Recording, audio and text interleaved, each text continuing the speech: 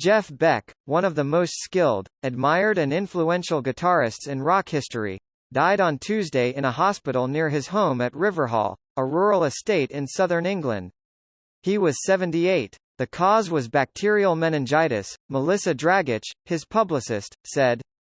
During the 1960s and 70s, as either a member of the Yardbirds or as leader of his own bands, Mr. Beck brought a sense of adventure to his playing that helped make the recordings by those groups groundbreaking.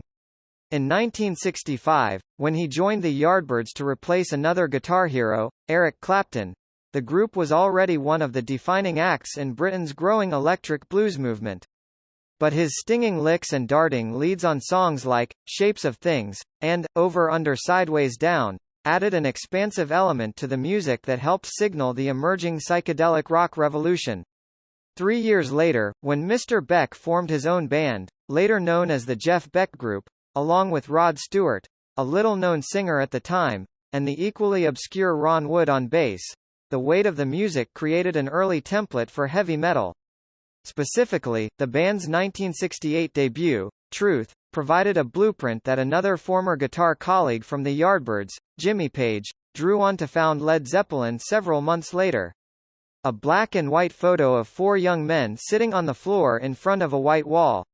The Jeff Beck Group in 1967, including, from left, Ron Wood, Mr. Beck, Mickey Waller and Rod.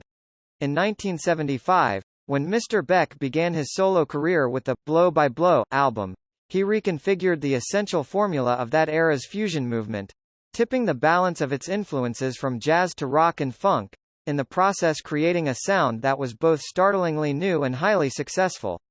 Blow by Blow became a Billboard Top 5 and, selling 1 million or more copies, a platinum hit. Along the way, Mr. Beck helped either pioneer or amplify important technical innovations on his instrument. He elaborated the use of distortion and feedback effects, earlier explored by Pete Townshend, intensified the effect of bending notes on the guitar, and widened the range of expression that could be coaxed from devices attached to the guitar like the whammy bar.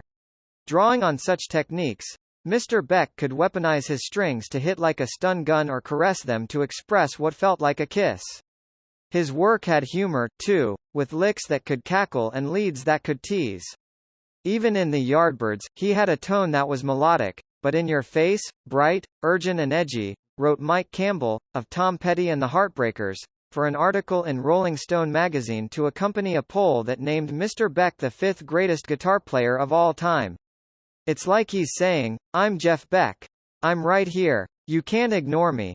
Everybody respects Jeff, Mr. Page said in a 2018 documentary titled, Still on the Run, The Jeff Beck Story. He's an extraordinary musician. He's having a conversation with you when he's playing.